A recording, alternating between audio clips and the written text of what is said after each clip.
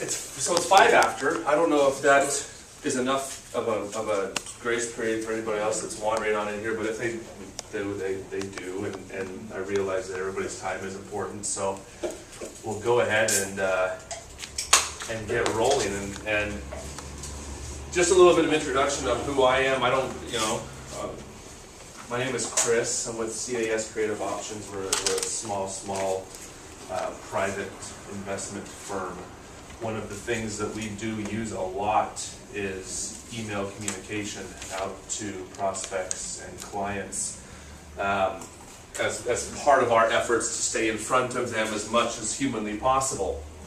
And so what we'll talk about today, or kind of do this in thirds. So the first third is just a simple PowerPoint presentation of kind of what is this idea of email communication, why it's important. We'll compare the two main competitors out there that offer their services to you as business owners. One is MailChimp and the other is Constant Contact. And you've probably heard of both of those, if not experimented with them in the past. And they both offer some very, very good things. Some of them offer some things that the others don't. Try and piecemeal something together through multiple programs, or trying to maintain a list somewhere in Excel and then migrating that list over to Gmail or Hotmail or MSN or whatever that you use to send out emails. Or you're going to be able to leverage the technology either through a service like MailChimp or Constant Contact or some others to free up your time again, so that you can maintain that communication with your clients and prospects. And so as you're looking through both of these today, think about what might work best for you. If you're going to try and adopt something that's going to take all of your time, either learn about it as quickly as you can so that learning curve is gone, or hire somebody to do it. Those are the two best ways to do it. The reason this is important is this idea of the law of 29.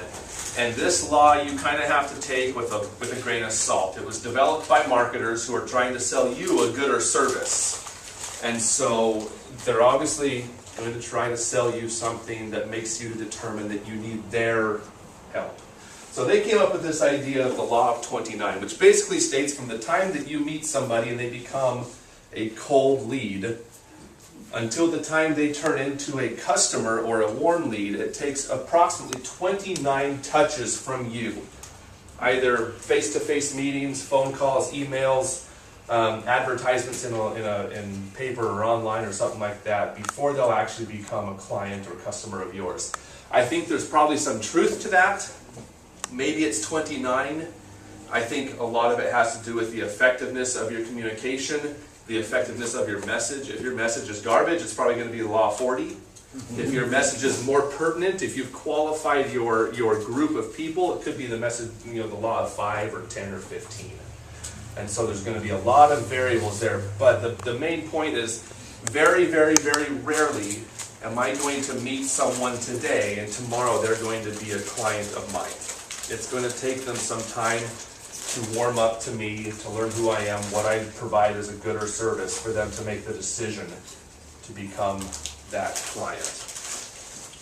So the whole idea behind this was solved by this thing called drip marketing. You guys have heard of drip marketing before? I got my initial start with drip marketing back in 2003 and 4 when I worked for a company out of Salt Lake City who did the marketing operations of investment advisors around the country. Any of the offices you see here, from Edward Jones to Charles Schwab to the guys down in Seattle, they handled the marketing and taught financial advisors who are really pretty rubbish at doing their own marketing to actually become better client customer relation artists than just simply guys who put numbers into algorithms and give you a spreadsheet at the end of the day. And so I spent several years doing that. And the idea of drip marketing is really threefold. Number one, you're providing timely information. You're providing information to the right people exactly at the right time. Two, you have this idea of lead nurturing. So you're taking this cold lead and working them through a sales funnel to eventually get to someone that's going to buy from you or become a customer or a recurring customer. This might even be a customer that's fallen off the pipeline and comes back later on. And last, easy automation. Instead of you doing with your hands this whole entire sales process. Let the computers and the tools and the email and the other CRM tools do that work for you, moving that potential client on up to where they become the guy that's going to give you money. Money's good. Money makes all of us still be here, right? I'm not a greedy guy, but I understand how that works. If your business isn't making money, tomorrow it's not going to be a business. So with the idea of drip marketing, you've got kind of 4 key things here. Any drip marketing is going to have what's called a campaign. That's just the process of sending out something to a list of people. Target your campaigns. Know the people on your list. Pat and I were talking a little bit before the class about this idea of, how do you make sure that when I send something that it gets to your inbox and doesn't go to your spam folder, which is where I like to put a lot of the stuff that comes to my inbox. Well, the better you can target your campaign, the better you can maintain your list, the better your list knows you, the more effective it's going to be at getting to their inbox. Going down to your local list provider that's going to sell you a bunch of email addresses that really they have no idea who you are, you're going to have a better chance of those going right directly into the spam folder. So the better you can start and have that good list in the first place, the better targeted your campaigns will be. Design for your audience. Know what your audience wants. Know how frequently they want a message. Do they want something every day? Probably not. Do they want something more than once a quarter? Probably so. What type of information do they want? Are you trying to sell, septic systems to somebody that lives in the middle of the city? You need to know exactly what your audience needs and tailor your goods and services to the desires that they want. And that could be through a survey, that could be through something that they elect to tell you what they want, or maybe that involves a little bit of fact-finding on yourself to determine what they want. Test, and test again. Go through, see what is getting the warmest reception from your leads. See what is getting opened, see what is getting rejected. See how many people are unsubscribing from your lists. That will tell you right away that you're sending something that's either garbage or too frequent or not relevant to what they want.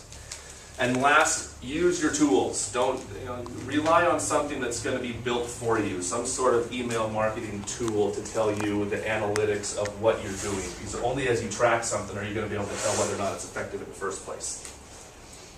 Good? Questions?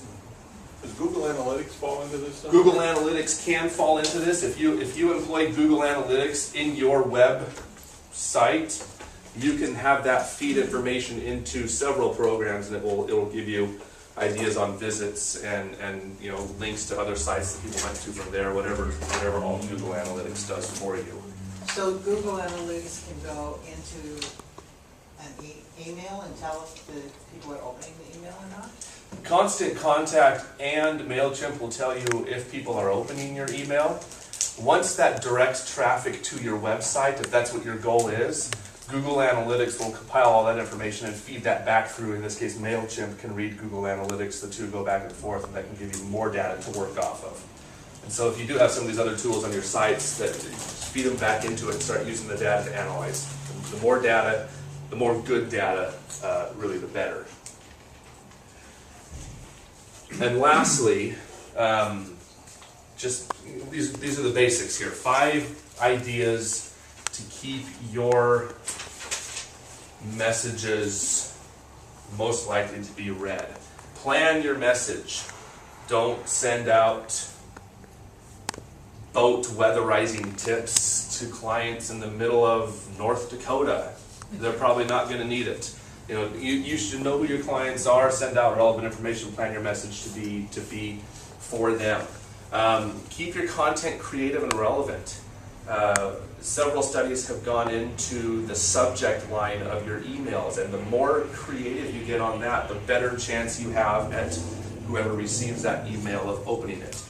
If it's the boring old, we've all done this after we've been to the after hours, we get a business card and we email Tom Jones and say, the subject line is touching base, or reaching out, or great to meet you.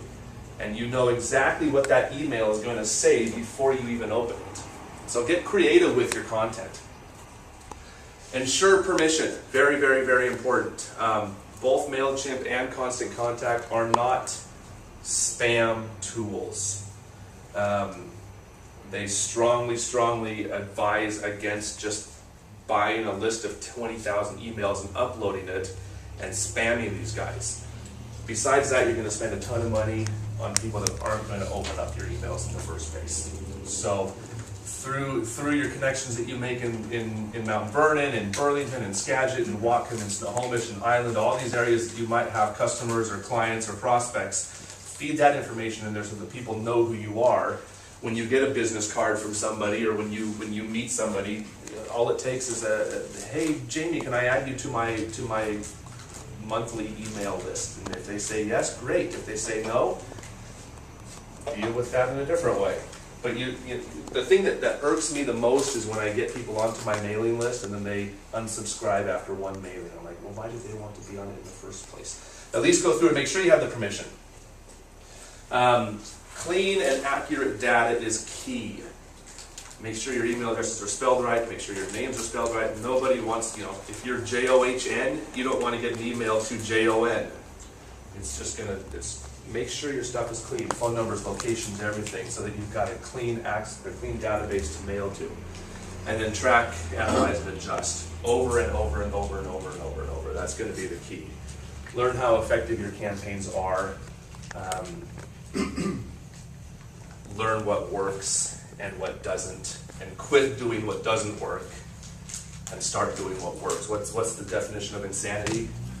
Doing the same thing over and over again, expecting different results. If nobody's opening your email, change your strategy. Change it until it works. Albert Einstein said that. So 60% of small businesses were surveyed, or a survey came up with 60% of small businesses using either MailChimp or Constant Contact or a combination of both. These are your two market leaders out there. Has anybody used either of them? Familiar with some of them? They're good. They're really, really good. There are some subtle differences to the two, and depending on what you like versus what you don't, you'll pick one or the other. MailChimp has a free version, or is it always free? MailChimp has a free version. There are some limitations to that free version. Constant Contact does not have a free version. It'll give you a free 60-day trial, but after that you're going to pay. I think the lowest tier is like $15 a month for Constant Contact, but there's a reason behind that. Just as a basic comparison between the two, like was mentioned, price is a big, big factor. Do you have the money available to pay somebody to do this for you, to pay to have access to the site, or do you not have the free cash flow to do that? And that's probably going to be a big deciding factor. MailChimp will allow you to use their site for free as long as you have less than 2,000 subscribers on your list and you're mailing less than 12,000 emails per month. If you fit into either two of those categories, then you can do the free version of MailChimp, no problem. Constant Contact charges you based on the number of people, either the number of people in your segments or in your lists, or you can pay a flat rate, a number of emails that you can send per month. The difference between those two really comes down to the support. MailChimp is free for a reason. You're not going to get a phone number and some guy on the other end helping you out if you've got problems. You're going to have to learn it yourself. And I'm fine doing that. I've got the marketing background to be able to do that. But if you don't, Constant Contact might be the solution for you. They've got online coaches. They've got marketing help. They've got what they call them boot camps, where they do a webinar type thing and show you how to make a template, how to do a successful campaign, all these things. But if you are kind of the go-getter and do it yourself, then you'll get by just fine, I think, with MailChimp. Both of them have plenty of features. MailChimp and Constant Contact will work with Google Analytics, will work jointly with things like Facebook and Twitter if you're active on the social media sites, will work with Eventbrite if you're doing meetings or things that you need to have people sign up and register for.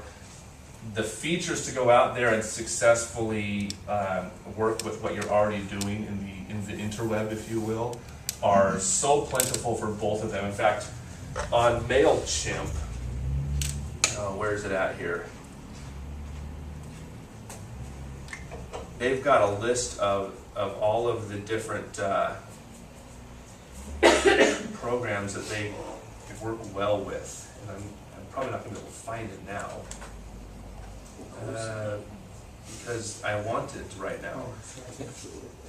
And that's how it works. But you've got literally hundreds of other apps. Most of these I don't even recognize. If you use any of these, MailChimp can communicate with them. And one of the reasons that might be important is if you're trying to create a list of clients and maybe you want to host a wine tasting or something like that and have people sign up through Eventbrite, instead of you having to go over to Eventbrite afterwards and copy and paste all of the email addresses into MailChimp, it'll just write it there for you. And so it eliminates a lot of the extra work that you have to do. Do you know offhand if either of them or both are compatible with Salesforce? Both of them are compatible with Salesforce. What I understand is MailChimp is more compatible with Salesforce because Constant Contact has a lot of their own proprietary tools that they try and use for you, but there is still some communication between the two. But if you know how to make those communicate, I would say MailChimp's probably the way to go. Just because they're not going to charge extra money for it. For the content of those emails, when you're just trying to make a little touch to the customer, Yep. if you make a research in, let's say, Twitter, and you find a couple of articles that should go to your base, is that something that you have to, how do you do that to an email? You have to just write your version of what you found in Twitter, or can you make a link, or how does, how does that connect to your social media campaign with Facebook and Twitter?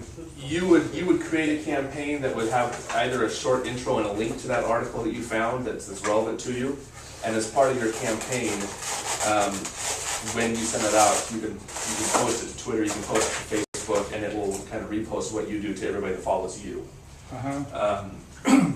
And so there are a couple of ABC steps in that, but it's rather pretty easy. So then, what about this bringing content from somebody else into your email? How do you do that? Be careful. Be careful not to steal content. Look for copyrights. Attribute things. You're pretty safe a lot of times using articles that have been written. AP articles, Reuters articles, or Business Weekly, things like that. When you get to personal blogs, be careful. When you get to scholarly journals, be very careful. Because there are going to be people that want royalties, even if it's just informational that you're sending something out. Just be careful with what you're sending out. Make sure it's coming from you. And then link to something. To your own understanding. Modify it to your own understanding. If an article comes out that looks really good, I can and then still put it in there as a link. But don't try and claim it's yours. People are smarter than that. Don't try and claim that. You collaborated with the writer of the article, because people will figure that out too. We're pretty quick to judge. So just be careful with the content you put out there. Use wise judgment. So WordPress down there. Yes. You create an email in what are you doing? MailChimp. Sure. And so then you can link it to your website, which is like WordPress based. Yep. Is how that works. You can link it to your website so people can be directed to that, in that case. You can also, if you get a lot of internet traffic, you can embed a MailChimp app into your WordPress site so that people can sign up right there to receive your newsletter or marketing whatevers. And so the two will share a database of sorts. And as such then, if you post to the website, then it's an automatic email from there? Yeah, it can be on, yeah, absolutely. Yep. Somebody goes to, if I go to your site and I sign up, MailChimp will send an automatic reply email out to them. Thank you for signing up, blah, blah, blah. If you didn't mean to, here's how you unsubscribe. Unsubscribes are always going to be in these guys. They don't want to frustrate people more than they have to. As far as the culture and usability behind both of them, Constant Contact is very boring. It's very corporate. It's very blah. MailChimp is fun. They tend to be more creative. They tend to try and have more humor in what they're doing. And if that matters to you, great. I tend to like, you know, the way that they're a little bit more creative. I try not to be a boring, monotone guy, and so that fits me a little bit more.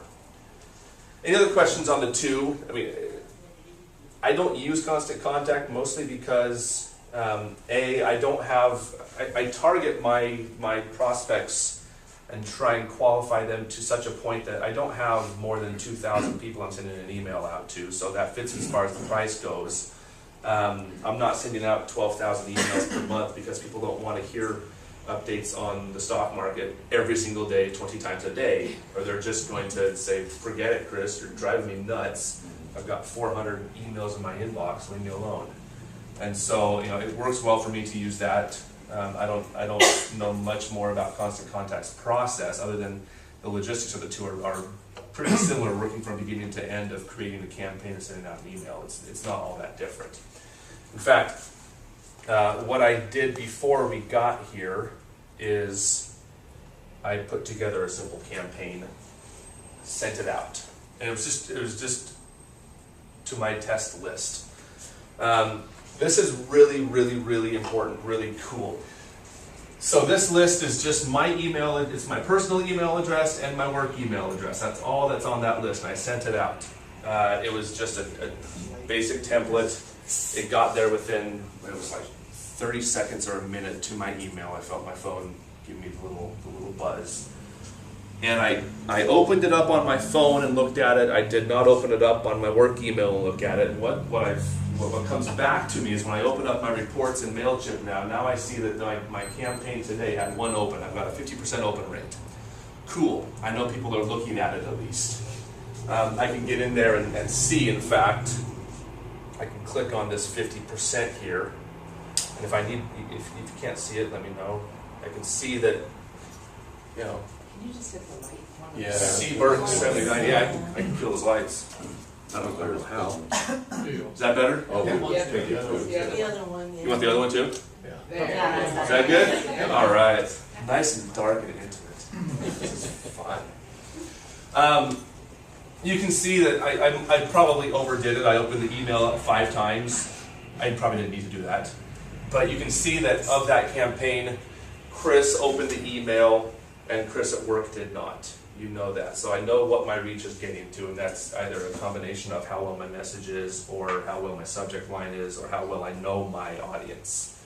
Really, really, really easy. In fact, the email that was sent was this one.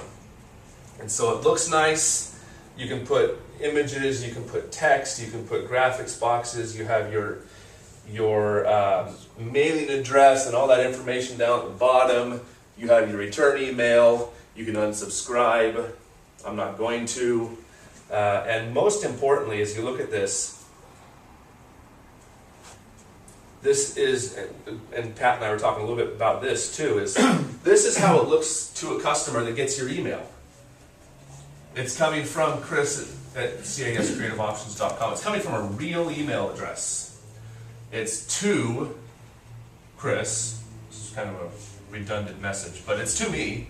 It's not to somebody, and then you see a BCC down there, knowing that you're just some other guy in this massive list. I mean, to all intents and purposes, this looks like a personal email, and it should be drafted such that it is a personal email to the person. You can have form fields in there. You can have all sorts of things that will personalize your message for you. So it looks really, really nice. Is this a template, Chris? This is a template I created. You created. And you can go through and create your own template. You can use some of the pre-done templates. Both Constant Contact and MailChimp have pre-done templates. Or you can pay somebody to make a template for you. There are a myriad of companies out there that have pre-done templates.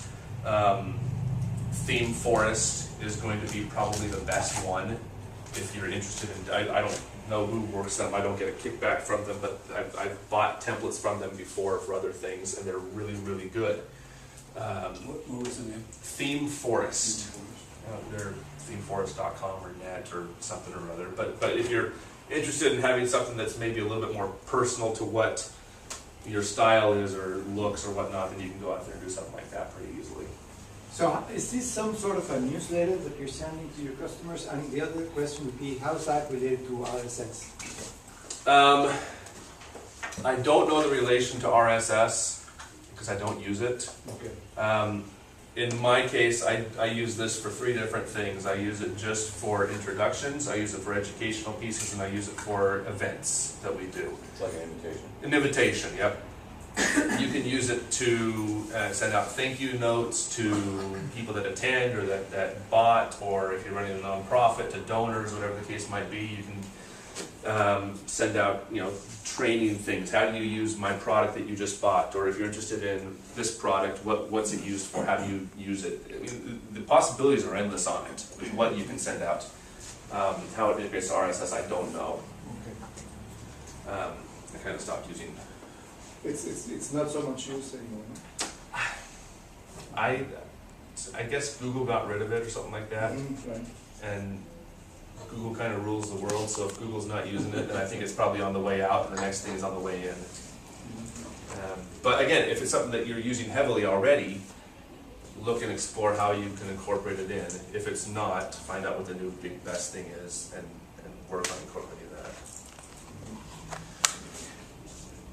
Just so that we can see how rather easy it is to do something like this.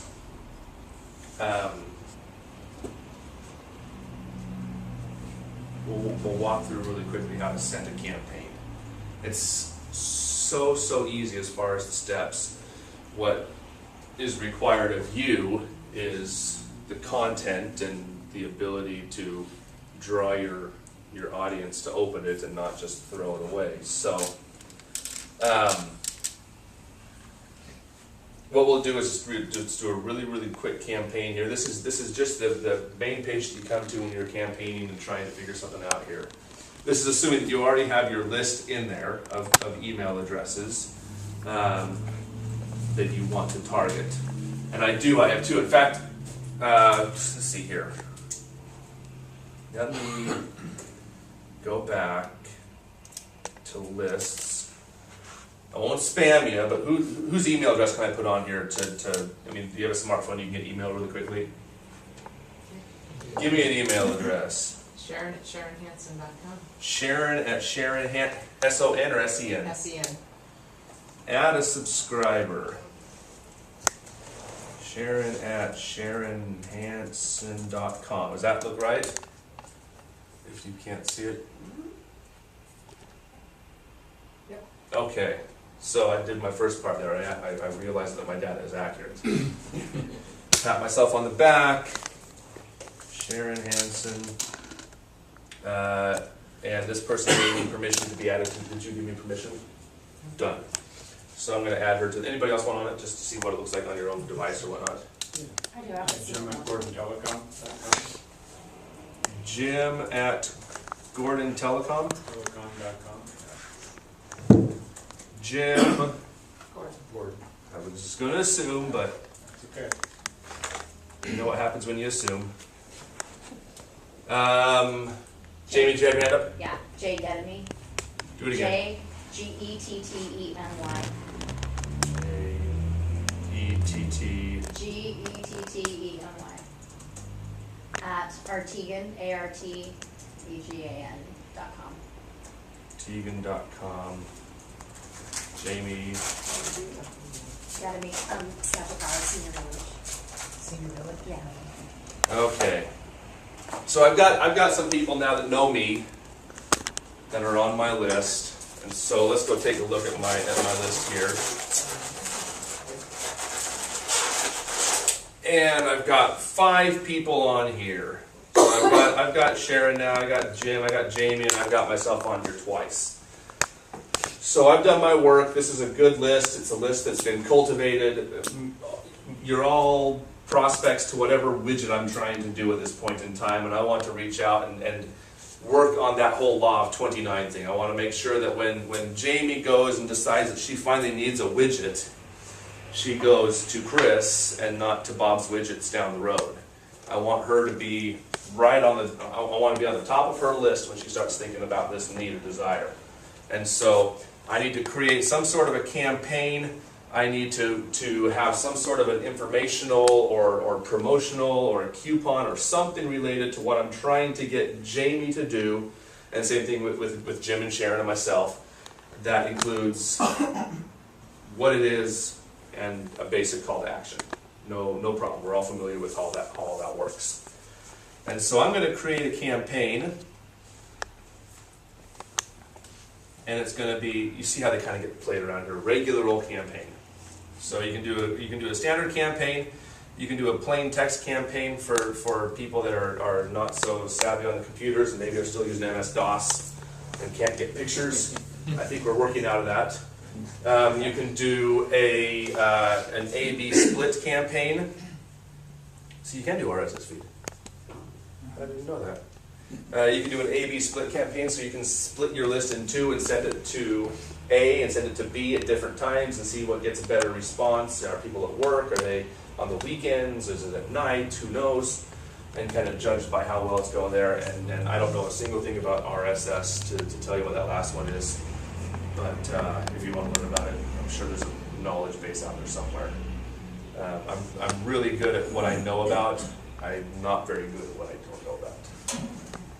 And I'm the first to admit that too. So we're going to do a regular old campaign, and I'm going to send it to my test list, and I want to send it, in this case, to an entire list. All 5 of us. Both myself and my multiple personality. You can add segments. So I live down on Camino. If everybody else was in Mount Vernon and this was only a Mount Vernon relevant email, I can create a Mount Vernon segment and only send it to you 3 and not to myself. I can paste emails that I might have collected into this and add them permanently into the list, whatever you want to do. Really, really pretty easy. I'm going to send it just to my entire list. And then comes the fun part. Anybody good at creating things, content, design? I'm not. I usually pay for it. Because when I do create it and show it to somebody, it gets like the last one I did was the comment was, "This looks like it was 1998." And so I decided at that point in time that I wasn't doing that anymore. So I usually pay somebody to design my stuff, and I'm fine doing that. So I can name my campaign something, and we'll name it Knowledge Now Test, whatever. This is the subject of your email. Avoid reaching out, avoid thank yous, avoid touching bases, avoid those things that are going to cause people not to open it. Also, don't patronize people. You guys know how to do this. And so this, for example, we did a seminar here a couple of months ago at the chamber, and so we sent out a big long email. This wealth workshop is coming to a town near you. Kind of tried to make it personal, make people interested to it. You can do the from name can be completely customizable. So I'll just put Chris Birk in there. And then your from email address. And I'm going to change that to Chris at CS Creative Options. You can do all of that stuff. That's pretty easy.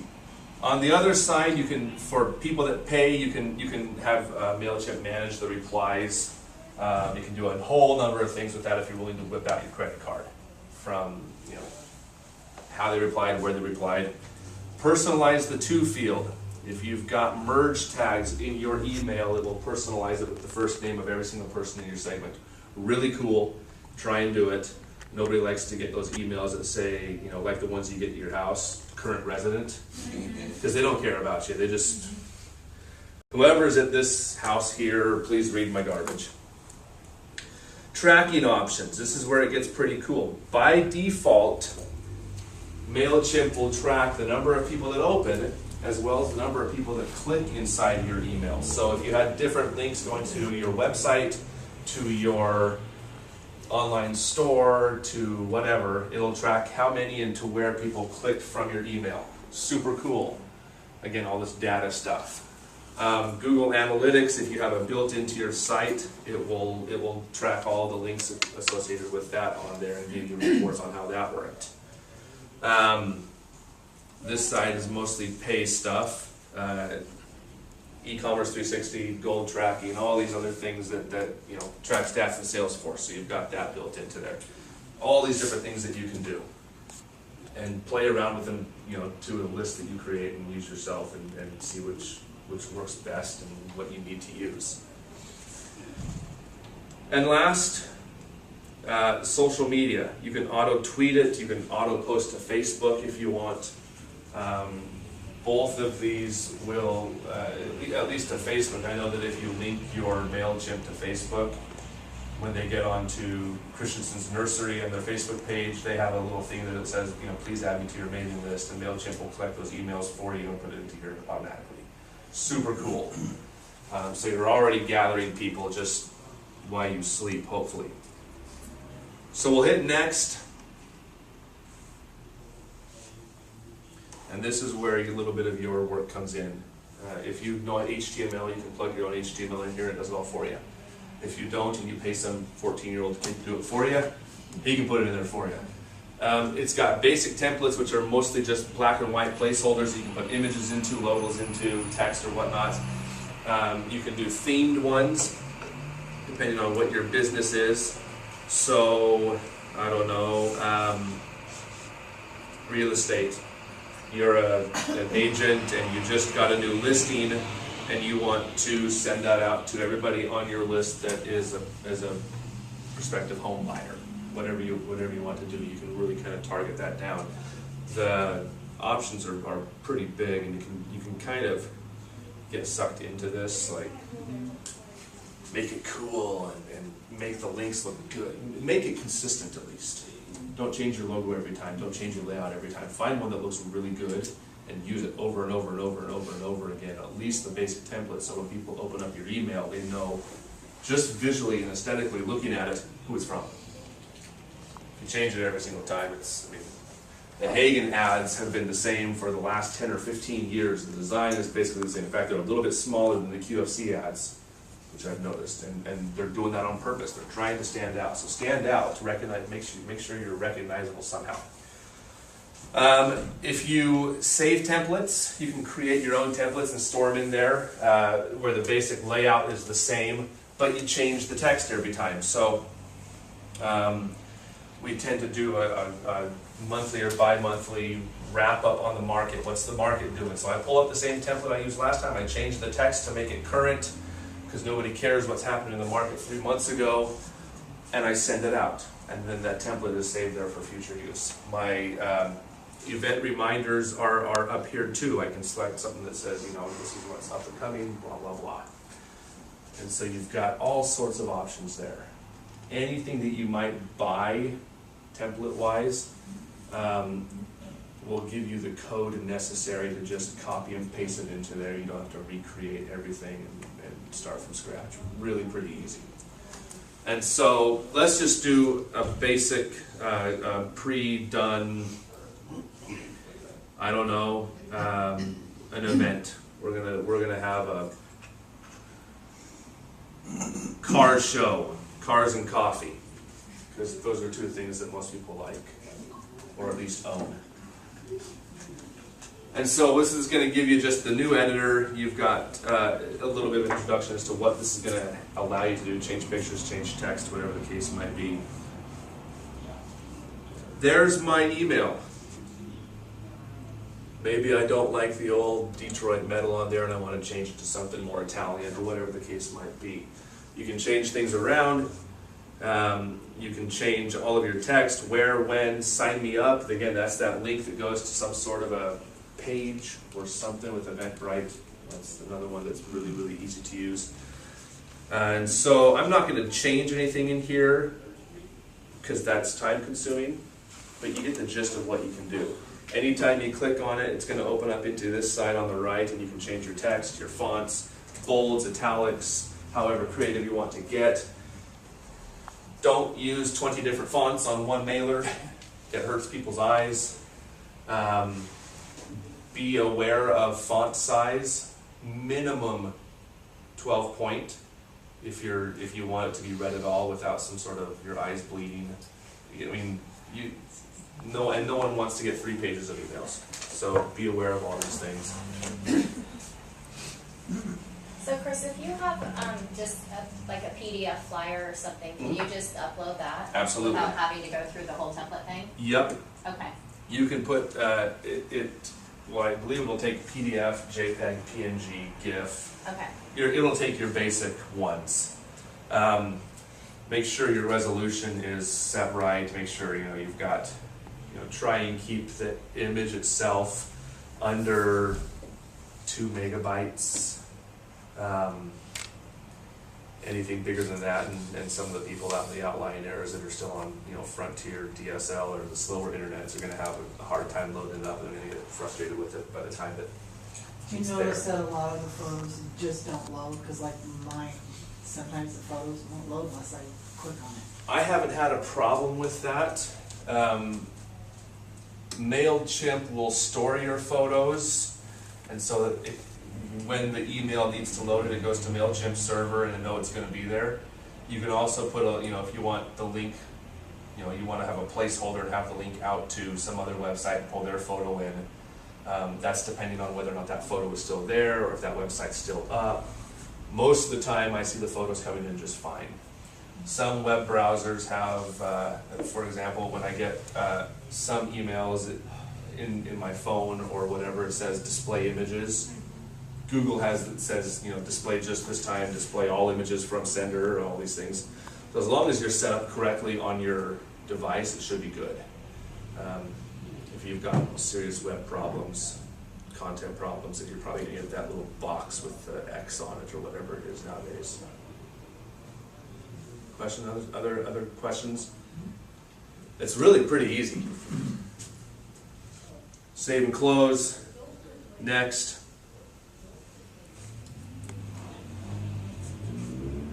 And you've got all ready to go. I'm just going to hit send, and it's going to bring up a little monkey's finger ready to push a button, which I think is pretty cool. I like these guys, they're fun. I send it, button gets pushed, and within a few minutes your devices are going to start their ding. Yeah, high fives, your campaign will go out shortly.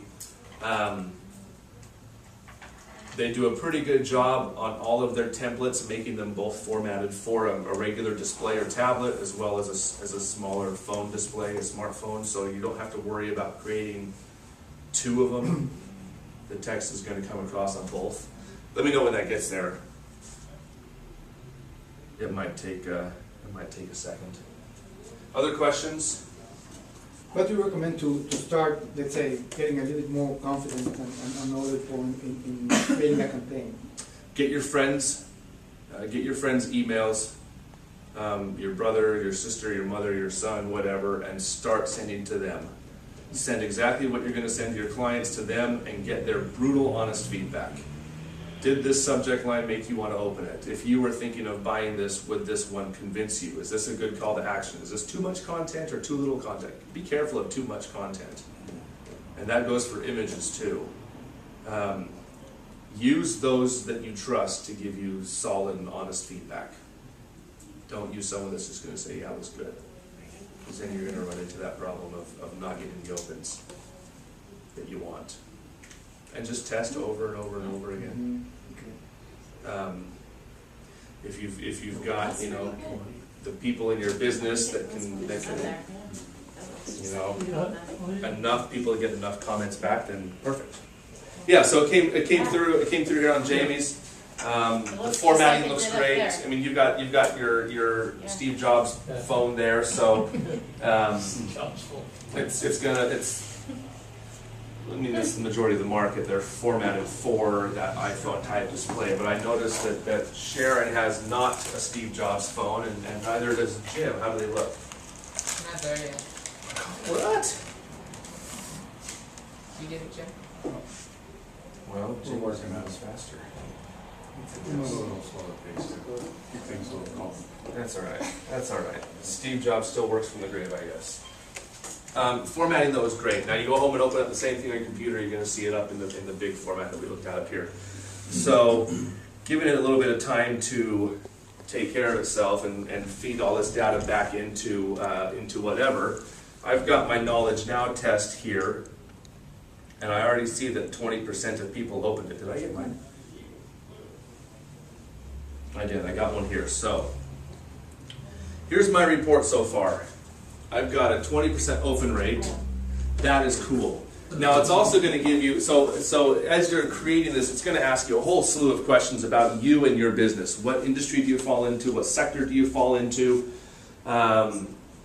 It's going to give you the open average for your industry and sector. So business and finance has an average open of 20%.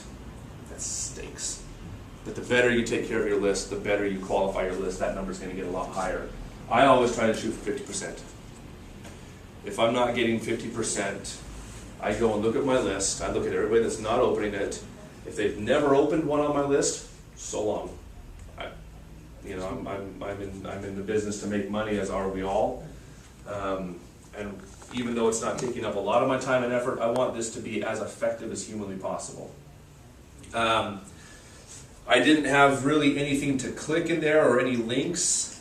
But you can see again that it would tell you how many people actually clicked a link to go to my website or to go and register for Cars and Coffee.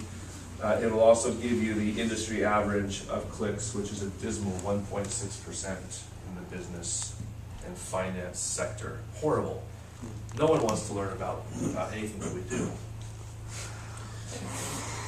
So how do you know those emails aren't being shuffled into the spam or the trash or the social? Mailed a couple different ways. You know that it's being opened because it's got a read receipt built into it, so you know that 20% there The other when Jamie opens 80%, it. where do they go? What's that? The other 80%, yeah. The other 80% you've got to do a little bit of work on. Both MailChimp and Constant Contact will do inbox reports for you. Try and figure out whether they were automatically shuffled into your spam, whether or not they bounced. You'll get a bounce report if you've got a wrong email in there that comes back, so you'll know that one right away. They'll try and do some inbox work for you, and everything is trackable. In my Gmail, if I send it straight to spam, there's always a tracker out there that somebody can read that their emails are going to spam. It's just information. It's zeros and ones. And so MailChimp will try and determine why you're maybe not getting a high open rate by looking at the individual email clients that people are using. They both have, MailChimp and Constant Contact, have like a 98 or 99% delivery rate. They're getting really, really good at getting into people's inboxes versus people's spam folders. But again, if you're getting a rubbish list, garbage in, garbage out. So you gotta, it takes a little bit of work to figure that part of it out. One thing to kind of pay attention to is this unsubscribe. If you start seeing that number get really high, that's a massive red flag. And it will tell you who unsubscribed. They can leave a comment in there. I've gotten comments in the past of not relevant information, and that's fine. I want to know that, when Jim unsubscribes, right, did you get the email? Unsubscribe from it, and you'll see that, that's what it does. Pay attention to that. That's going to tell you a lot of how well your marketing is doing. Too frequent is a big, big killer. People don't like to be bugged. If you were using MailChimp, for example, though, and say you sent Jamie any 3 emails a day for 6 weeks, can she opt out of MailChimp, period, or just yours? Just mine. I'm sure with some of the better email clients out there, you can tell it to put anything that comes from MailChimp into a different folder or trash or spam or whatever, because there is trackers in there that tells you where it's from. Mm-hmm. But the unsubscribe link in that email is specifically to my MailChimp list. And so, as Jim goes and does that, that list of 5 recipients will go down to 4 recipients, and there'll be a thing that says, this is why Jim didn't want to be on the list anymore. Come on, refresh. Still at 20%.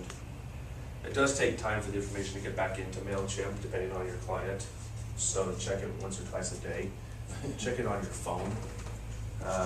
Don't check it on your phone when you're driving. Check it on your phone. you can see the reports and the lists, and you can actually go in there and add to the list from your phone. You don't need to be in front of a terminal, so I know, Jim and I, maybe we do some business, and Jim, now I've got his address and his phone number and everything else. I can actually put that into here and then start segmenting the list based on clients that have done business, or clients with a specific area code or zip code, or whatever the case might be too.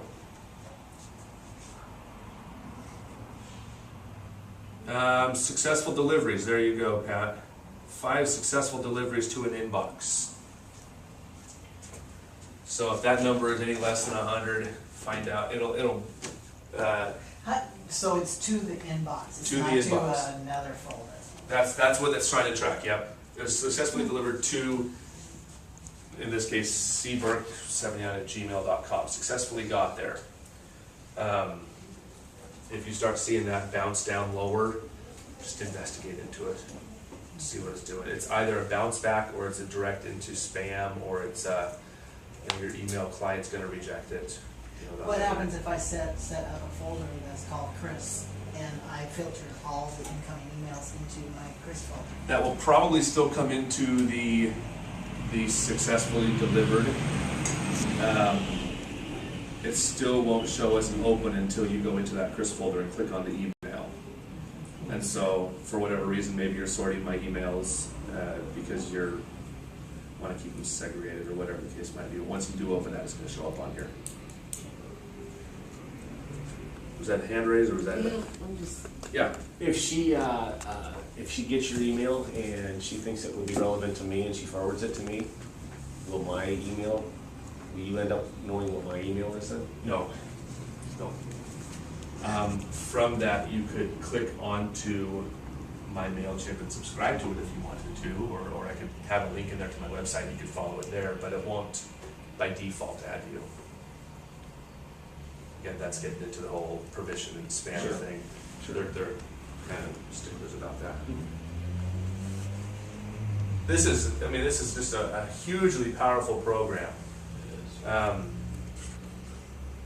I'm able to, with almost no effort whatsoever, mail out, several hundred emails per month just with a couple clicks of a button, and I'm able to see what's going on as far as how well it's received. See, I think there's Jim there that unsubscribed. Subscribers with the most opens. Hey, I'll tell you right there.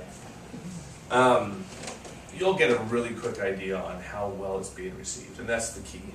How well are you promoting your business? How well are your prospects seeing what you have to offer, and how are they progressing down that sales funnel into eventually a check to you? And how are you doing that with the least amount of capital requirement from you, the least amount of money, and the least amount of time put into it? Not that you're not concerned or caring or whatever the case might be, but we've only got so many hours in a day, and everybody in this room that owns their own business knows how valuable your time really is. So utilize something, and make sure that it's working for you. Don't waste your time on it. Any last questions? I guess it's going up to YouTube, right? If you want to watch it again. Can you just refresh the screen there? Yeah, see what's happened? See what's happened? Yeah. Let me go here.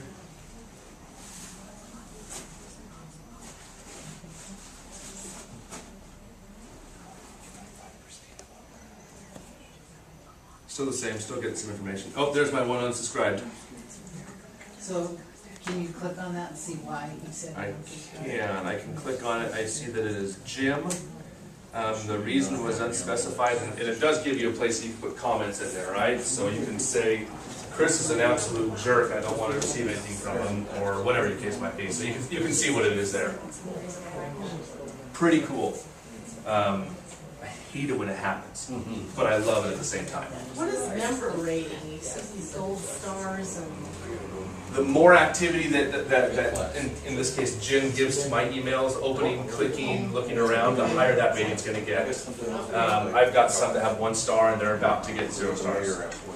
It's possible. So you can see how well your list is actually paying attention to you.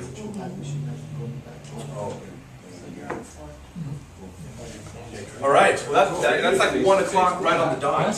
Okay. So guys, thanks for coming out. If you have any other questions, call me, email me. What type of services do you provide? Did you bake that chicken? My business is a small hedge fund. So And it has something to do with marketing?